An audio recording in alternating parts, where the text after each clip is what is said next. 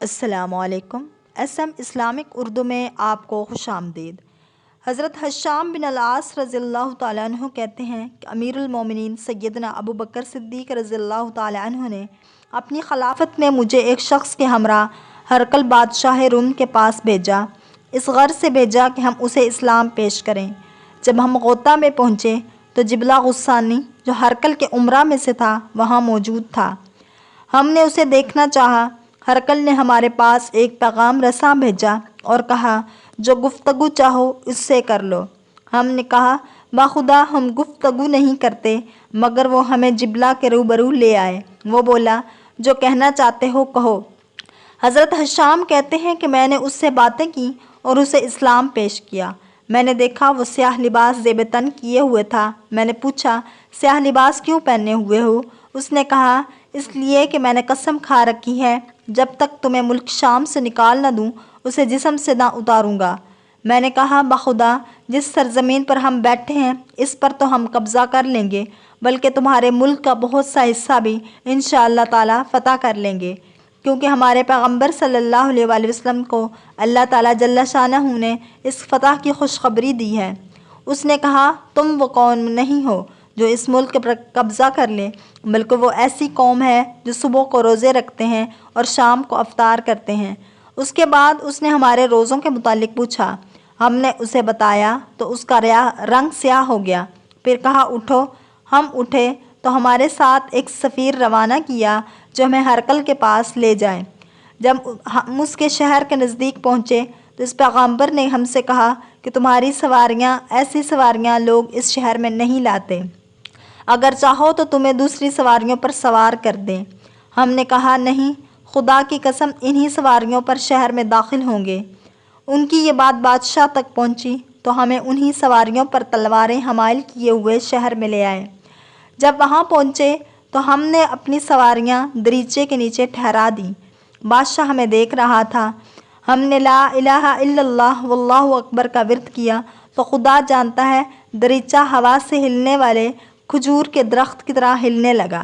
بادشاہ نے ایک گماشتے کے ہاتھوں پیغام بھیجا کہ تمہیں ہمارے سامنے اپنے دین کا اظہار نہ کرنا چاہیے۔ اس کے بعد اندر آنے کی اجازت دی۔ ہم اندر گئے تو وہ سرخ کپڑوں میں ملبوس فرش پر بیٹھا ہوا تھا۔ وہاں کا ہروزچہ سرخ رنگ کا تھا اور اس کے پاس امراء و اعیان سلطنت کی ایک جماعت بھی تھی۔ جب ہم اس کے نزدیک پہنچے تو وہ ہنس دیے اور کہنے لگے کہ تمہارا کیا جاتا اگر تم ہمیں رواج کے مطابق دعا و سلام کہتے۔ ہم نے کہا جو سلام و دعا ہم ایک دوسرے پر بھیجتے تم پر بھیجنا جائز نہیں سمجھتے۔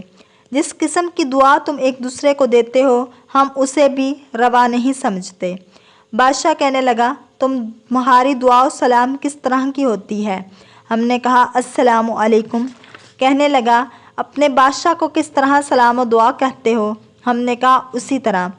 کہنے لگا وہ تمہیں جواب کس طرح دیتا ہے؟ ہم نے کہا اسی کلمہ سے۔ پھر کہا تمہارا سب سے بڑا کلام کون سا ہے؟ ہم نے لا الہ الا اللہ واللہ اکبر کہا تو دریچہ جنبش میں آ گیا۔ جب میں نے اپنا سر اٹھایا تو وہ بھی ہلنے لگا۔ اس نے پوچھا جب تم اس کلمہ کو اپنے گھروں میں پڑھتے ہو تو کیا تمہارے گھروں کے دریچے بھی اسی طرح جنبش کرتے ہیں؟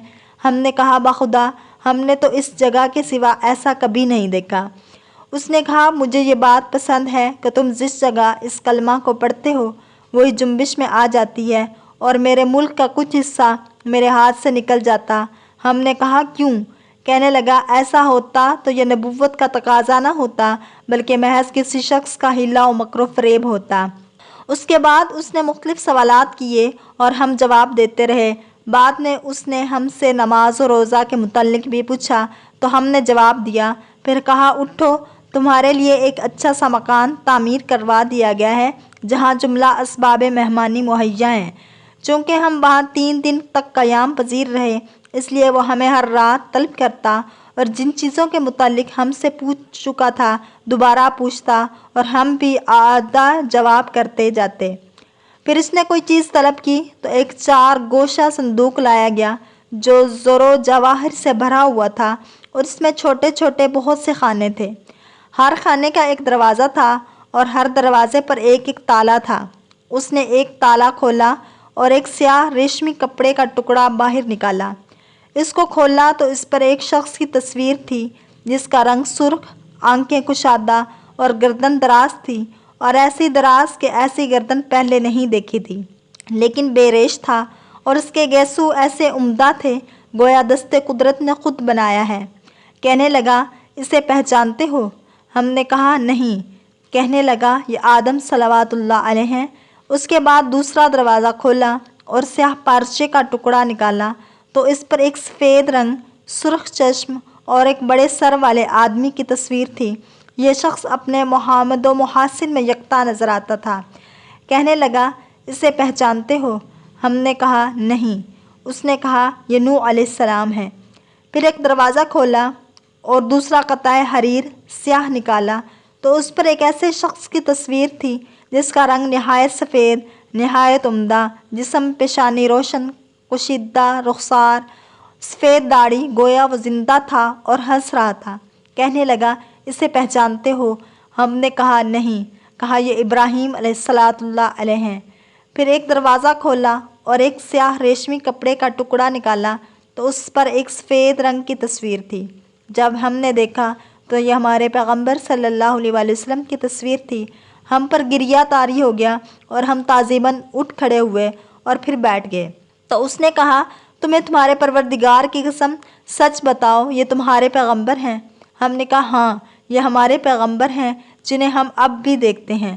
وہ کچھ دیر ہماری طرف بھی دیکھتا رہا، پھر کہا، اس صندوق کا آخری خانہ بھی ہے، لیکن میں نے تمہیں دکھانے میں اجرت کی ہے کہ تم کیا کہتے ہو۔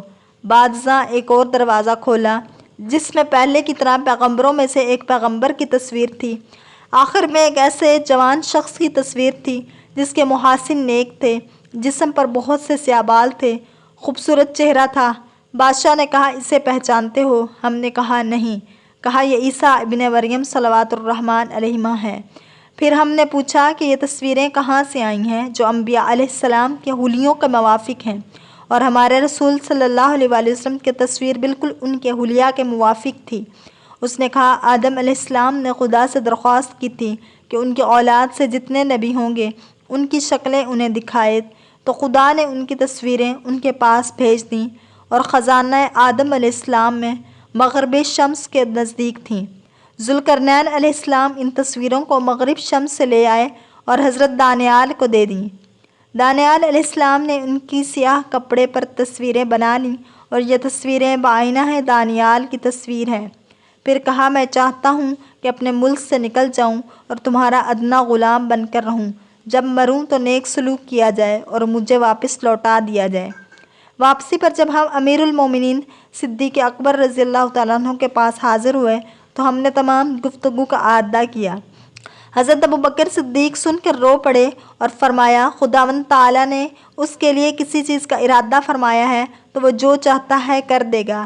پھر فرمایا، ہمارے رسول پاک صلی اللہ علیہ وآلہ وسلم نے ہمیں خبر دی تھی کہ توریت و انجیل میں یہود و نصارہ آپ کی مدحت و نعت پاتے ہیں جیسے اللہ تعالیٰ نے فرمایا، اور وہ اسے اپنے ہاں توریت و انجیل میں لکھا ہوا پاتے ہیں۔ اگر آپ کو ہماری یہ ویڈیو پسند آئے تو لائک، شیئر اور سبسکرائب کریں تاکہ ایسی ویڈیوز آپ تک پہنچتی رہیں۔